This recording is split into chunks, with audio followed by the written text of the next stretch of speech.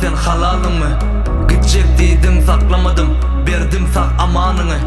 Erkek bir tüykürün son, görmezsin yüzünde yalanın neyse olsun. İşimde saklayan et gelmeli sen bir mazakit yoktur. Sözümde tuz yok, içinde yok sen bir vefasız toptu. Diga yorgunlu, o da yerine bir nikah.